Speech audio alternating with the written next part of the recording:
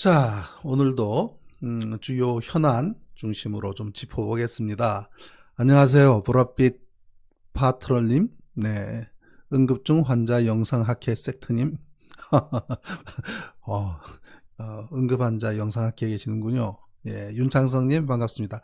정우인 선생님 안녕하세요. 김재민님 반갑습니다. 오르막길님 반갑습니다. 민주당이 12명의 의원에 대해서 출당을 요구했어요. 강수를 뒀습니다. 예. 지금 우선 뭐 이런저런 반발도 있고요. 또 게시판에도 좀 시끄럽게 올라오고 있습니다만은 우리 송영길 대표 묵직하게 정면 돌파할 것 같습니다. 한번 볼까요?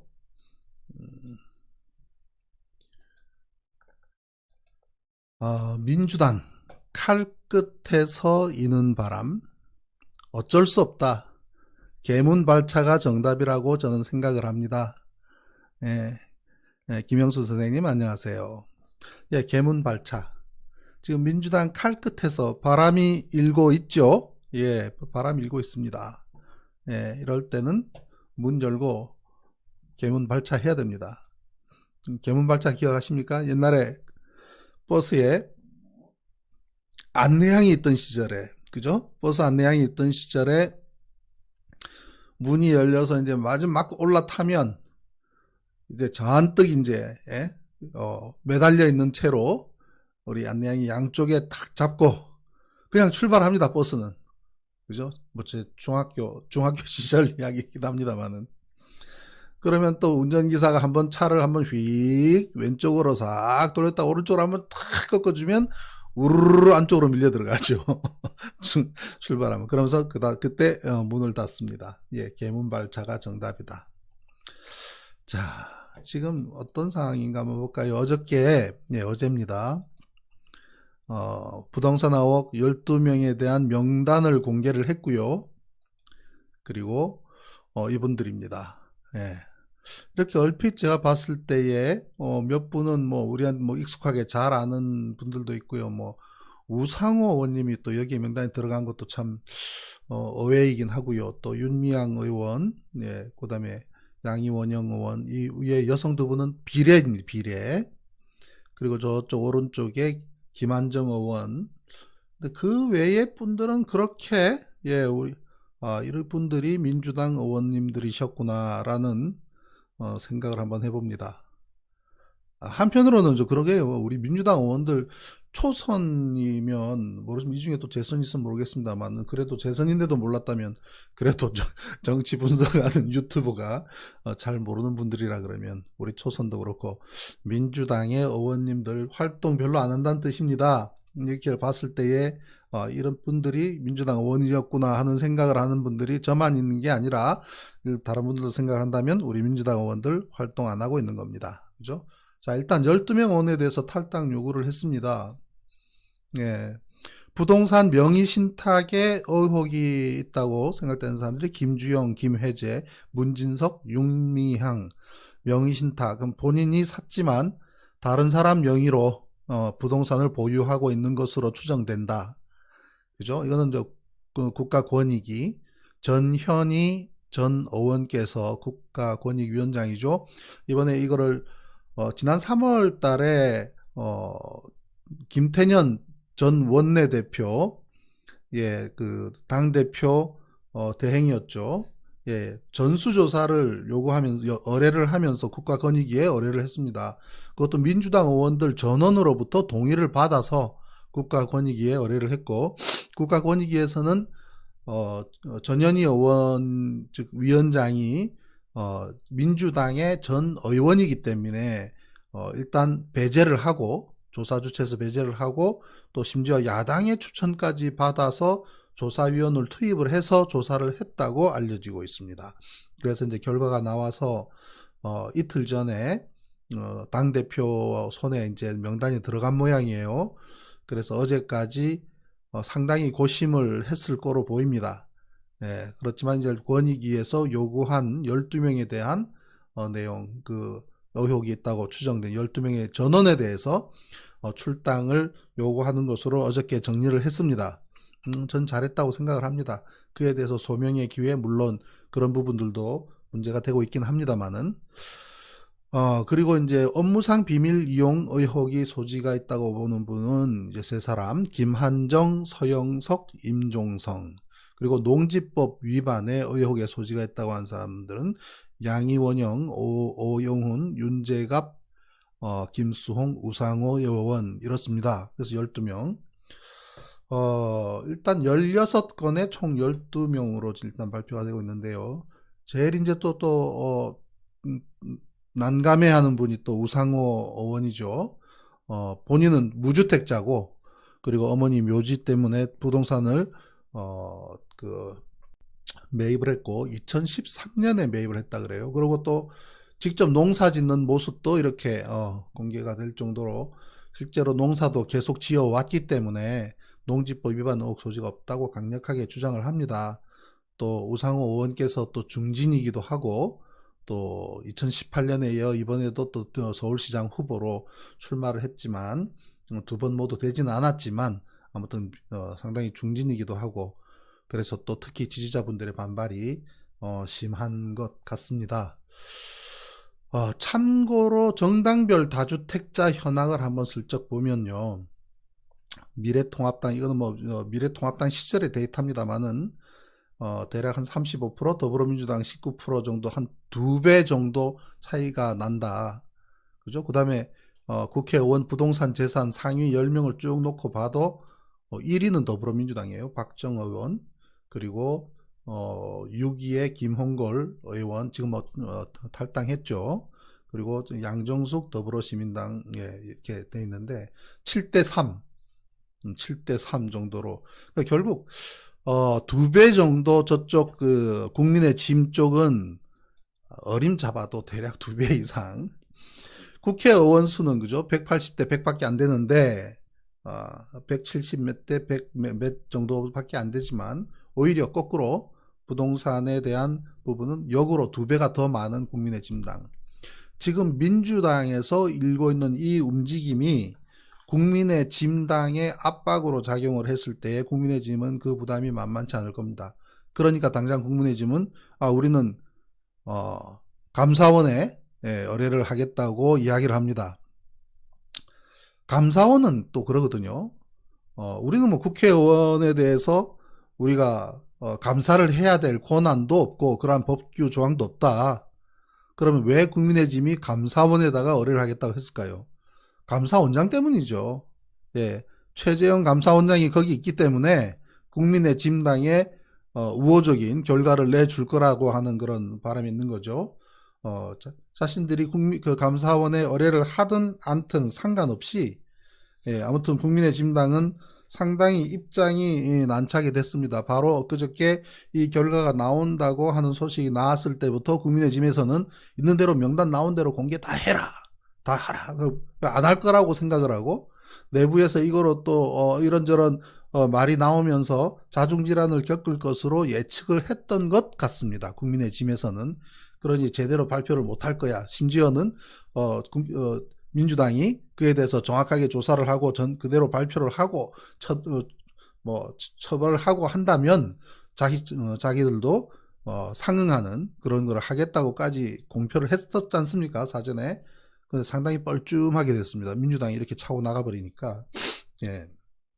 그래서 어저께 오후에 최고위원들의 회의를 거쳐서 일단 12명 전원에 대해서 탈당을 권유하기로 결정을 했고요. 그 중에 이제 비례대표인 두 분, 여성 두 분, 윤미향원하고 양이원영 두 분에 대해서는 비례대표이기 때문에 탈당하게 되면은 의원직 상실이 됩니다. 그렇기 때문에 출당을 하게 되면은 무소속으로 있을 수가 있기 때문에 출당을 시키는 걸로 그렇게 이제 가닥을 잡은 것 같습니다. 일단 그 12명에 대한 그 내용을 수사 의뢰까지 하고요. 그래서 수사 특수본에서 이에 대해서 조사를 하게 되면 그리고 또 소명이 되고 또 무죄가 된다고 한다면 다시 당으로 들어오라는 얘기입니다. 예, 저는 이러한 민주당에서의 이러한 조치는 상당히 잘하고 있는 거라고 생각을 합니다. 예. 일단 지금 가장 이제 우리한테 뜨거운 문제인 부동산 문제를 이렇게 자체적으로 내부에서부터 수습하는 방안을 찾는 것도 잘하는 일이고요. 그리고 또 그 결과에 대해서 좌고우면하지 않고 그대로 탈당을 요구하는 쪽으로 가닥을 잡은 것도 잘한 거라고 생각합니다. 어떤 면에서는 LH 문제가 불거졌을 때 LH를 해체하겠다고 선언을 해버리는 타이밍을 놓쳐버린 게 그건 참 잘못이에요. 그동안 여러 차례 LH의 문제가 계속 불거지면서 그죠?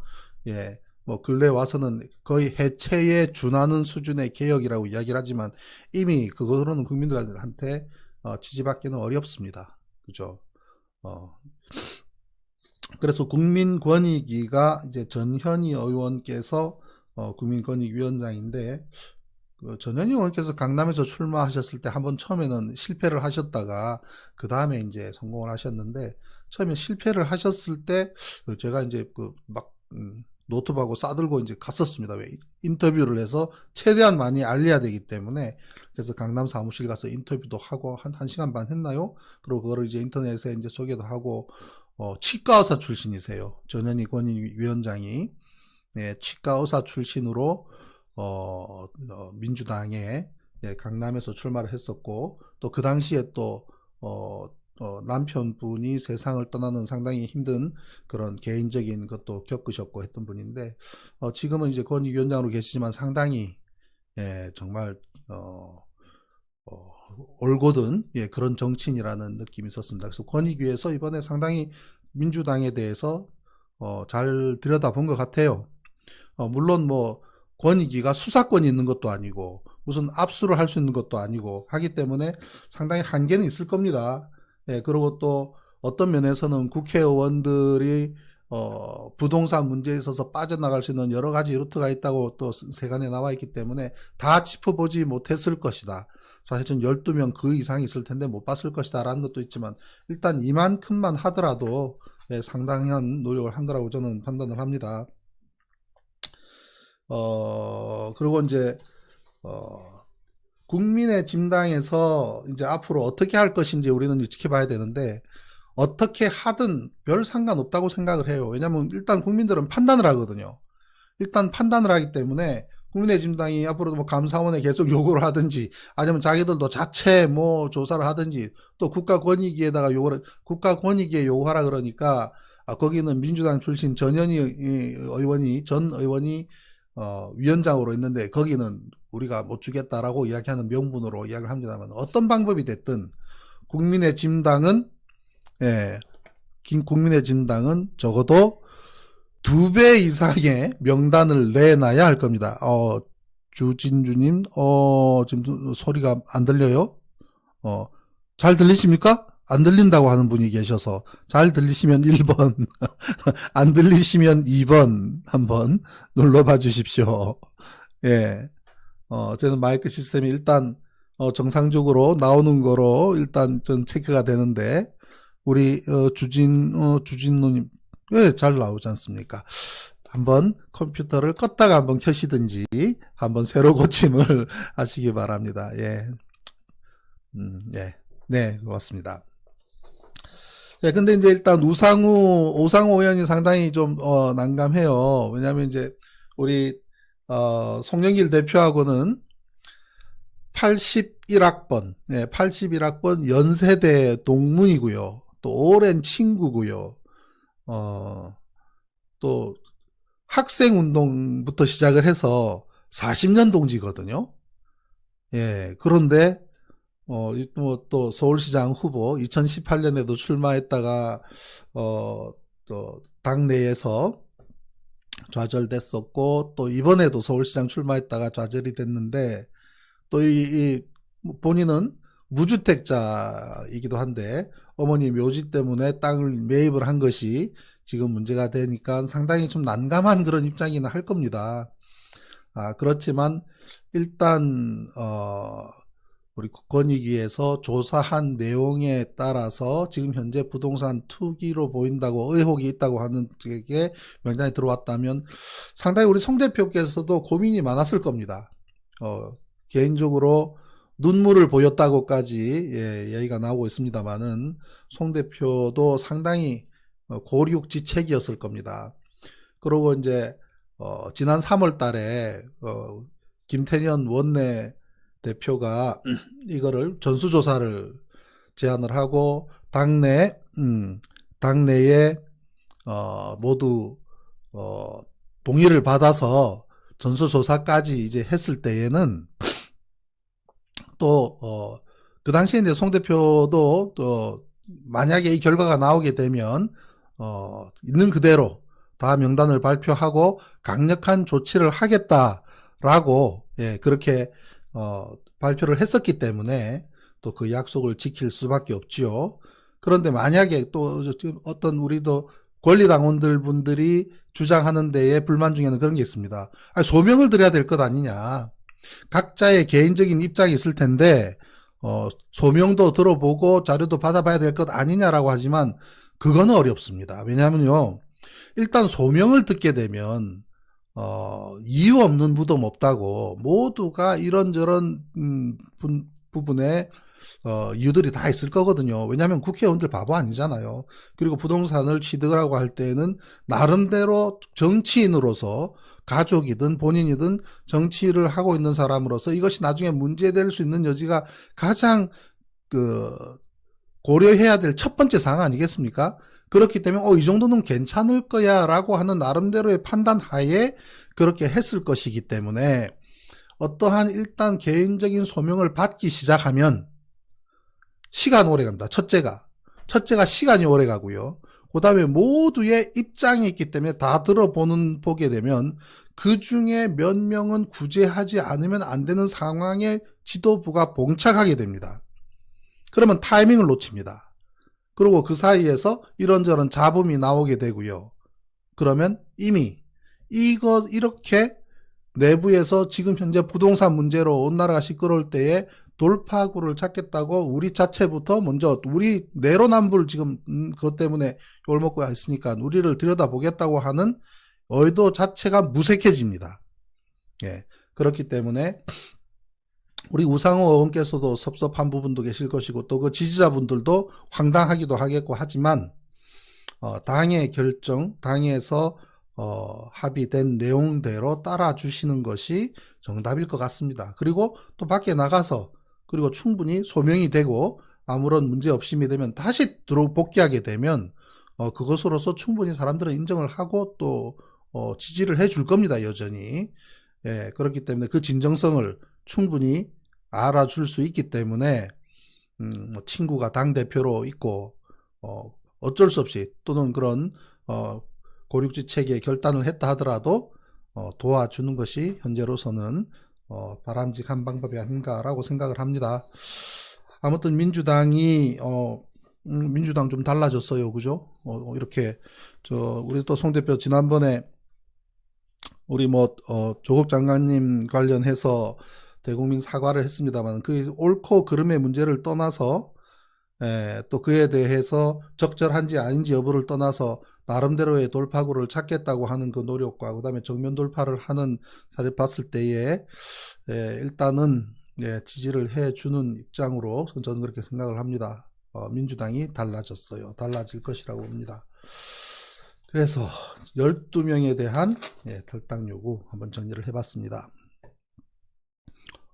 우리 정말란이님 어제부터 소리가 안 들릴까요? 왜 그럴까요?